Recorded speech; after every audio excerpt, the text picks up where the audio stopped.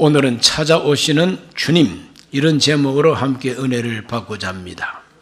사도 요한은 예수님의 표적을 많이 기록했습니다. 요한복음에만 7가지 예수님의 기적이 나옵니다. 왜 기록했는가 하는 그 표적을 기록한 목적을 분명하게 밝혀주고 있습니다. 요한복음 20장 30절로 31절입니다. 예수께서 제자들 앞에서 이 책에 기록되지 아니한 다른 표적도 많이 행하셨으나 오직 이것을 기록함은 너희로 예수께서 하나님의 아들 그리스도이심을 믿게 하려 함이요 또 너희로 믿고 그 이름을 힘입어 생명을 얻게 하려 함이니라. 오직 이것을 기록함은, 사도 요한이 예수님의 기적을 7가지나 이렇게 기록한 것은 예수님이 누구신가, 하나님의 아들 그리스도이심을 믿게 하기 위해서, 또 믿음으로 말미암아 생명, 영생을 얻게 하려 함이라는 겁니다. 그러므로 사도 요한의 이 관심, 가장 깊은 관심은 믿음과 생명인 것입니다. 예수님의 표적, 예수님의 기적을 읽고 그 예수님의 기적을 우리가 공부를 하면 예수님은 그리스도이시다. 그 예수님을 그리스도로 믿고 모시는 사람은 생명을 얻게 된다. 이 생명은 육체 생명이 아니라 영원한 생명, 하나님 주시는 새로운 생명, 영생을 얻게 된다는 겁니다. 저와 여러분 모두가 다 우리 예수님의 표적을 읽으시면서 예수님이 누구신가에 대한 깨달음과 믿음과 그리고 주님이 주시는 생명을 풍성히 얻게 되시기를 예수 이름으로 축원합니다. 오늘 읽은 이 본문의 말씀은 5번째 표적입니다. 바다 위로 걸어서 제자들을 찾아오신 예수님의 이야기입니다. 바다 위로 걸어서 제자들을 찾아오신 예수님은 큰 파도와 거센 바람을 일시에 잔잔하게 하시고 그 제자들이 가야 할 항구로 주님께서 즉시로 도착할 수 있도록 도와주시는 놀라운 기적이 바로 이 5번째 표적인 것입니다. 이 표적을 통해서 예수님이 누구신가 하고 증거하는 그 증거가 무엇이냐? 바로 그것은 첫 번째로 괴로움의 현장을 외면하지 않으시는 주님이시다 하는 것을 증거해 주고 있습니다. 우리 모두가 다 한번 따라 하십시다. 괴로움의 현장을 외면하지 않으시는 주님. 이 괴로움의 현장이라고 하면은 예수님 제자들이 배를 타고 가다가 큰 바람을 만나고 그 바람이 역풍으로 불어오고 아무리 노를 저어도 더 이상 갈 수도 없는 이 괴로움인 것입니다. 우리 예수님은 제자들이 그렇게 고통과 괴로움을 느낄 때 가만히 보고 구경만 하고 계시는 예수님이 아니고 오셔서 그들을 도와주신 예수님이십니다. 외면하지 않는다는 겁니다. 오병이어의 기적, 보리떡 5개, 물고기 2마리를 가지고 남자만 5,000명이 먹게 하고 12바구니나 거두게 했던 큰 기적이 있었습니다. 사람들은 예수님을 왕으로 추대하려고 했으면 우리 예수님은 사람들을 다 흩어보내고 그리고 제자들에게는 배 타고 저 가버나움으로 가라, 베세다로 가라고 이렇게 예수님께서는 제자들을 배 타고 가게 하시고 예수님은 산으로 기도하러 가셨다고 성경은 말합니다. 이 사복음서에 다 기록이 되어 있어요. 우리 예수님께서 이와 같이 기도하러 산으로 가셨습니다. 그 산에서 내려다 보니까 제자들이 큰 바람과 그리고 거센 파도를 만나서 괴롭게 힘겹게 노를 젓고 있는 모습을 주님께서 보신 것입니다. 요한복음 6장 17절과 18절까지 읽습니다. 배를 타고 바다를 건너 가버나움으로 가는데 이미 어두웠고 예수는 아직 그들에게 오시지 아니하셨더니 큰 바람이 불어 파도가 일어나더라.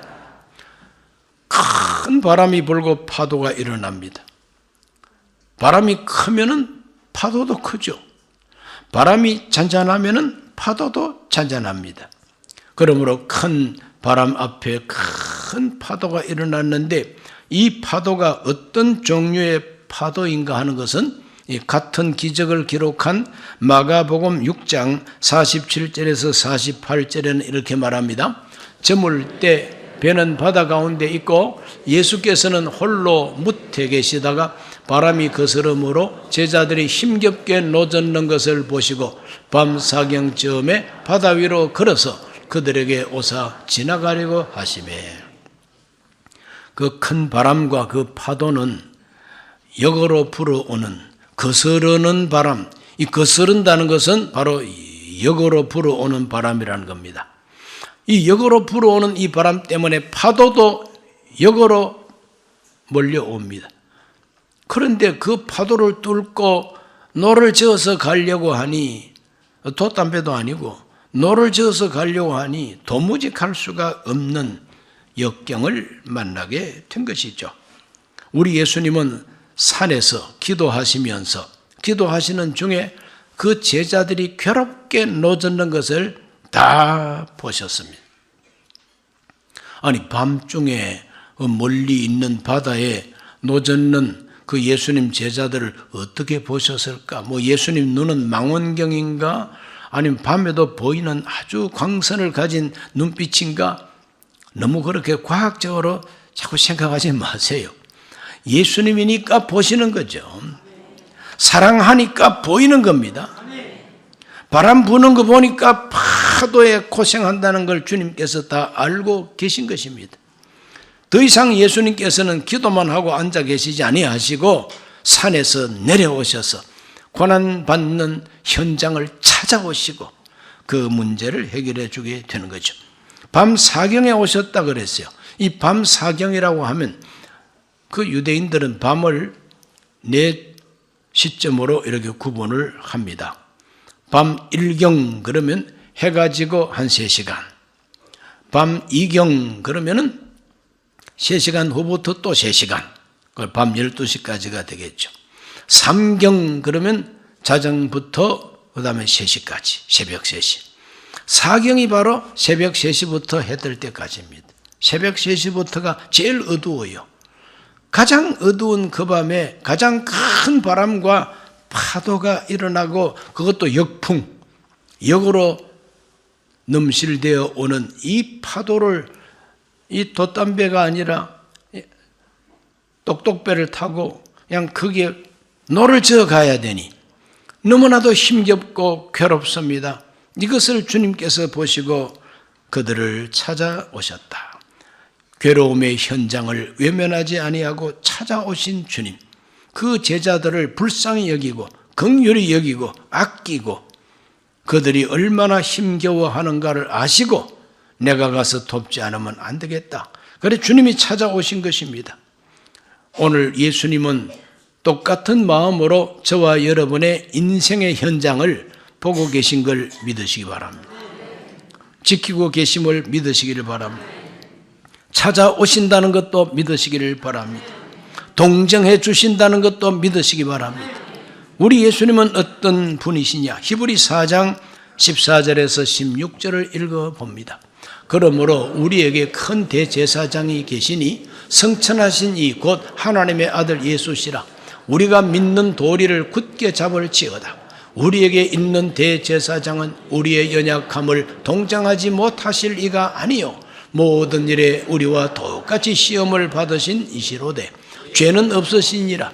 그러므로 우리는 긍휼하심을 받고 때를 따라 돕는 은혜를 얻기 위하여 은혜의 보좌 앞에 담대히 나갈 것이니라. 그러므로 우리는 긍휼을 입고 은혜의 보좌 앞에 담대히 나가서 때를 따라 돕는 은혜를 하나님 앞에 받아야 된다는 겁니다. 왜? 예수님은 대제사장으로서 하나님 우편에 성천하셔가지고 우리를 위해서 기도하시고 우리를 동정하신다 그랬어요. 동정을 못하실 뿐이 아니라 동정하십니다. 왜? 우리와 똑같은 경험을 하셨기 때문이라 그랬어요. 우리가 눈물을 흘릴 때 주님 눈물 흘려 보셨습니다. 우리가 배신당할 때 예수님 나도 배신당해 봤다. 우리 고통을 느낄 때 주님께서 십자가에 찔리고 못 박히는 고통을 당해 보셨어요. 모욕을 당하는 예수님, 우리가 모욕당할 때 너만 모욕당하느냐? 나도 침뱉음을 당하고 온갖 모욕을 받았다고 말씀하시면서 주님 우리를 도와주신다는 거예요. 우리를 능히 동정하실 수가 있는 구주 예수님, 우리의 대제사장 예수님을 찬송하고 있는 겁니다. 그러므로 우리 예수님은 우리 괴로움의 현장을 외면하지 않고 계시다고 하는 걸 믿으시기를 바랍니다. 따라합시다. 보고 계신다. 알고 계신다. 찾아오신다. 도와주신다. 그렇게 믿으시기를 바랍니다. 오늘 이 표적은 바로 그와 같은 주님이시다 하고 증거해 주는 겁니다. 두 번째로 감당할 수 없는 문제를 해결해 주시는 주님이시다 라고 증거해 주는 것이 이 표적인 것입니다. 큰 바람과 큰 파도, 그것도 역풍이라고 그랬습니다. 역으로 넘실되어 오는 이 큰 파도를 제자들의 힘으로는 도무지 이길 수가 없습니다. 불가능합니다. 나폴레옹이 내 사전에는 불가능이 없다 이렇게 이제 호언장담했지만 없긴 왜 없어? 없었다면 자기가 허무하게 죽습니까? 프랑스를 계속 깔고 앉아 있었겠지. 그러나 불가능이 있기 때문에 그는 축출받았고 그는 최후를 맞이할 수밖에 없었고 영국과의 전투에서 웰링턴 장군 앞에 깨져버릴 수밖에 없었고 모스크바를 침공해 들어갔다가 그냥 그 많은 군졸들 다 얼어서 죽고 자기도 구사일생으로 도망쳐 나올 수밖에 없었죠. 불가능이 없기는 왜 없어? 불가능이 있다는 거예요. 예수님 제자들 그 바다에서 역풍을 뚫고 노를 저어가기 불가능합니다. 그래서 예수님이 그걸 알고 가까이 오신 것입니다. 예수님이 다가오시니까 제자들은 바다에서 빠져 죽은 사람들의 귀신들이 많은데 혹 유령이 나타났다. 유령이 나타난 줄 알고 막 공포에 떨고 두려워했습니다. 그럴 때 가까이 오신 예수님께서 안심하라. 나다. 나. 두려워하지 말라. 그 말을 듣고 제자들이 안심을 하게 되고 예수님을 영접했더니 배에 올라오십니다. 예수님이 배에 올라오시니까 바람이 즉시로 찬잔해지고 파도가 얌전해져 버렸어요. 정신 차리고 보니까 벌써 자기들이 가야 할 바로 그 가버나움에 도착을 하고 있는 겁니다. 기적 아닙니까? 이것이 바로 표적이다 이 말이죠. 바람을 찬찬하게 하신 우리 예수님. 요한복음 6장 20절과 21절을 읽어봅니다.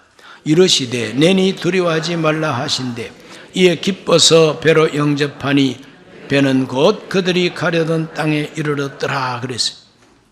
예수님 영접했더니 바람과 바다가 찬잔해지고 그들이 가야 할 바로 그 목적지에 금방 도착했다. 놀라운 예수님. 아무리 거센 역풍 파도라도 거센 그 물결이라도 예수님께서 노를 저으시니까 실제로 노를 저은 건 아니지만 주님 능력이 탁 임하니까 그 배가 역풍을 뚫고 가야 할 곳으로 속히 가게 됐다. 이거 기적 아니겠습니까? 오늘 감당하지 못할 시험은 우리 하나님이 허락하지 아니하신다고 하는 그 말씀과 함께 주님은 감당할 수 없는 이 문제를 해결해 주러 찾아오신다는 걸 믿으시기를 바랍니다. 고린도전서 10장 13절은 이렇게 말합니다.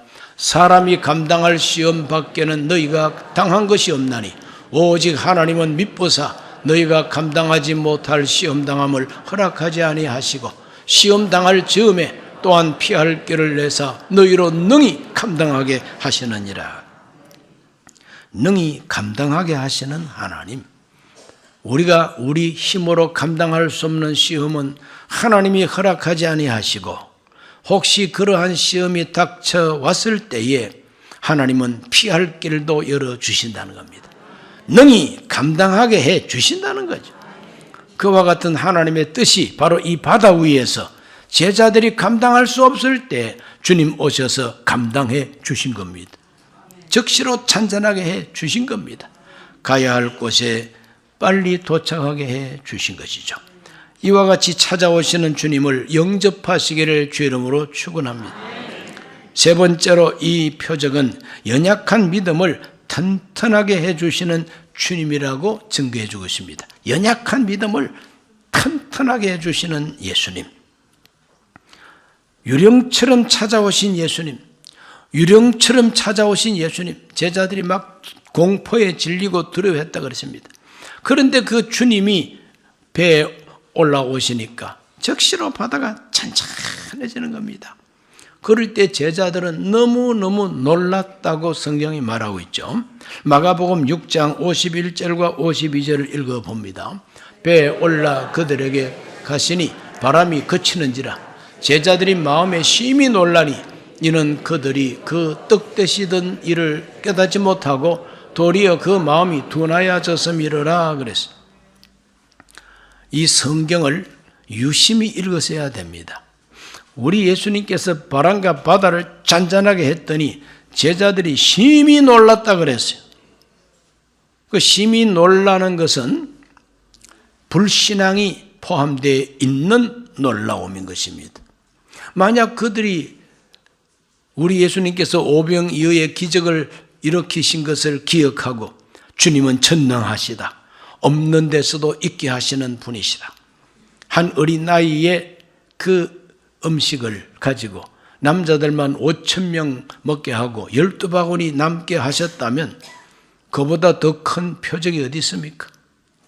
그러나 제자들 마음이 둔해가지고 그런 기적을 체험하고서도 예수님이 누구신가에 대하여 아직까지 긴가민가 하고 있었다는 거예요. 왜? 마음이 둔해가지고 깨닫는 마음이 둔해져가지고 아직까지 뭘 몰라. 자기들이 죽게 되었을 때 예수님께서 오셔가지고 살려주었더니 그제서야 그들은 깜짝 놀라면서 주님 앞에 엎드렸다고 성경은 말합니다. 마태복음 14장 32절과 33절은 말합니다. 배에 함께 오르매 바람이 그치는지라 배에 있는 사람들이 예수께 절하며 이르되 진실로 하나님의 아들이로소이다 하더라. 진실로 하나님의 아들입니다 하고 엎드려 절하면서 고백을 합니다. 오병이어의 기적을 체험할 때는 엎드려 절 안 했습니다. 뭐 떡 나눠준다고 바빠서 그랬는지 절도 안 했어요. 그러나 이제 바다에서 자기들 목숨이 경각에 달렸을 때 살려주었더니 엎드려 절을 했다 그랬어요. 우리 예수님께서 이렇게 거듭되는 표적을 짧은 시간 안에 2번이나 일으켰죠. 오병이어의 기적을 해가 넘어갈 즈음에 일으키시고 이제 해가 넘어갔을 때 어두워지면서 제자들을 배 타고 가게 하시고 산에 가서 기도하시다가 밤중에 밤이 맞도록 기도하시는 중에 제자들이 그와 같이 괴롭게 노를 젓는다는 걸 보시고 찾아오셔서 기적을 베풀어 주시니 그 제자들 믿음이 더 확실해졌다 이거죠. 더 믿음이 강해졌다 이 말입니다.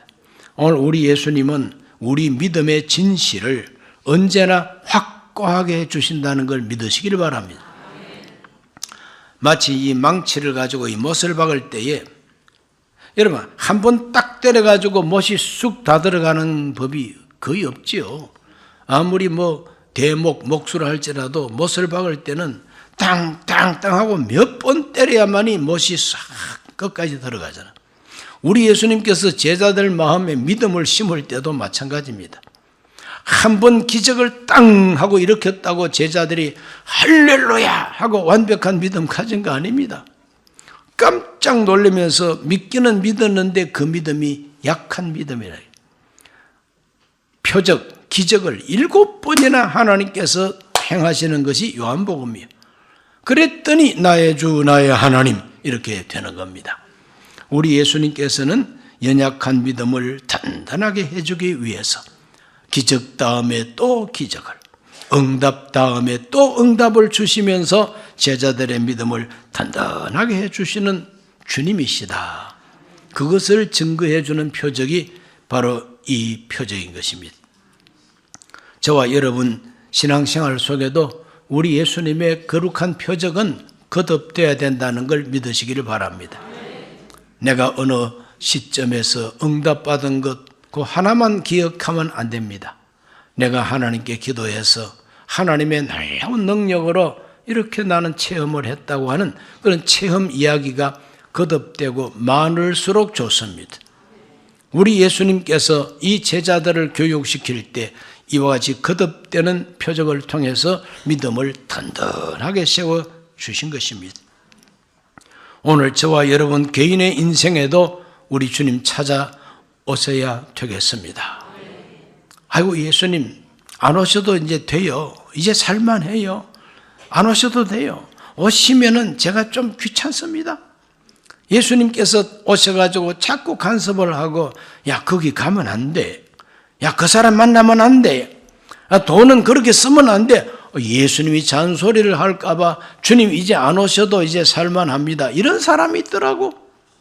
오늘 우리 3부 예배 드리는 성도 여러분 가운데 예수님께서 이제는 좀 안 찾아오셔도 됩니다. 제가 찾을 때만 만납시다. 그런 분이 계시면은 우리 예수님께서 손을 좀 봐주시기를 바랍니다.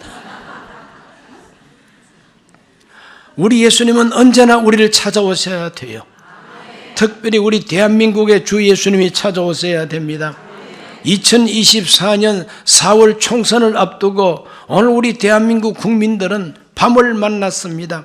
역풍 바람을 만났습니다. 아무리 노를 저어도 이 대한민국이라고 하는 이 배가 앞으로 가기가 참 힘든 시절을 우리가 살고 있는 것을 잘 압니다. 저 북한의 뚱뚱뽀 키가 168이고 몸무게는 143kg 뒤뚱거리고 앞으로 뭐 한 3, 4년 살다가 죽을 거라고 누가 예언을 했는데 그 예언이 그대로 될지어다. 뭐라고 말을 하느냐? 아주 못되게 말을 해요. 이제부터 저 남한 사람들은 우리하고 같은 민족이 아니야. 제1대적이야. 그러므로 우리가 가지고 있는 모든 화력을 가지고 무기를 가지고 저 남한을 그대로 작사를 내고 저 끝까지 한라산까지 우리가 정복을 해야만 된다고 선포를 했습니다. 우리를 제1적대국으로 선포를 했어요. 한반도 전체를, 남한 전체를 점령하겠다고 선포를 했어요. 바로 이 북한의 이와 같은 태도를 박수를 하면서 동조하는 세력들이 이 남한의 노동계에, 연예계에, 심지어는 국회 안에, 법조계에 쫙 깔려 있습니다. 역풍을 만났습니다. 거센 바람을 만났습니다. 우리 힘으로 이 모든 세력을 걷어내기가 거의 불가능합니다. 어떡합니까? 주님 찾아오셔야 되죠. 예수님 찾아와 주셔야 됩니다. 밤 사경과 같이 캄캄하고 칠흑같이 어두운 현실, 역풍이 불어서 도무지 나아갈 수 없는 이 시점에 우리 주님 찾아오셔야 됩니다. 하나님의 아들 예수님이 찾아오셔서 이런 문제를 해결해 주셔야 돼요. 오늘 우리가 왜 밤을 만났습니까? 한국 기독교인들 특별히 영혼과 마음이 역사 속에서 깨닫지 못하고 둔해졌습니다. 왜 마음이 둔해지고 영성이 둔해졌을까요? 너무 잘 살아서 둔해졌습니다. 너무 잘 살다 보니까 영성이 둔해져 버려가지고 주님과 함께 할 수가 없는 그런 입장이 돼버렸어요. 오늘 회개해야 됩니다. 다시 주님이 내 인생의 배에 오시기를 기도해야 됩니다. 구원해 주시기를 기도해야 됩니다. 마침내 예수님께서 이 나라를 살리셨구나 하는 걸 깨닫고 주 예수 앞에 엎드려 과연 주님은 진실로 하나님의 아들이십니다. 진실로 주님은 우리를 사랑하고 계십니다. 주님께서 세운 이 나라 주님이 지키고 계신 사실이 틀림없다고 하나님께 고백하고 찬송하고 예배할 수 있는 날이 오기를 주의 이름으로 축원합니다. 기도합니다. 존귀하신 아버지, 오늘 주님 앞에 나와 우리 6번째 표적을 우리 공부했습니다. 우리 모두가 다 우리 예수님의 표적은 우리에게 예수가 누구신가를 알려주고 영생을 얻게 하는 것이 표적의 목적이라 했습니다. 우리 모두가 우리 예수님을 바로 알고 믿게 하여 주옵시고 예수님이 주시는 생명을 얻게 해 주옵소서. 예수님 이름으로 기도하옵나이다. 아멘. 잠시 고개를 숙이고 제 말에 귀를 기울여 주시기 바랍니다. 명절에 가족들의 권유로 오늘 처음 교회 나와 보신 분이 계십니까? 조용히 그 자리에 일어나셔서 예수님을 마음에 모시지 않겠습니까? 예수님을 모신 사람은 풍랑이 일어나는 바다도 안전하게 건너갈 수가 있습니다. 밤 사경과 같은 인생의 밤에 내 힘으로 짤 수 없는 역풍을 만났을 때 주 예수님이 내 인생의 배에 올라오시면 잔잔해지고 가야 할 곳으로 가게 된다 그랬어요. 예수님을 영접하고자 하는 분은 그 자리에서 조용히 일어나셔서 이 기도를 함께 하시고 믿음을 가지시기를 바랍니다. 이 기도를 따라해 주시기 바랍니다. 하나님 아버지, 저는 죄인입니다. 어디에서 와서 왜 살며 어디로 가는지 알지 못하고 죄 가운데 살았습니다. 저의 죄를 위하여 십자가에서 죽으시고 부활하신 예수님을 제 구주로 모셔드립니다. 저는 하나님의 자녀가 되었습니다. 지금부터 영원토록 주님과 함께 살겠습니다. 예수님 이름으로 기도드립니다. 아멘.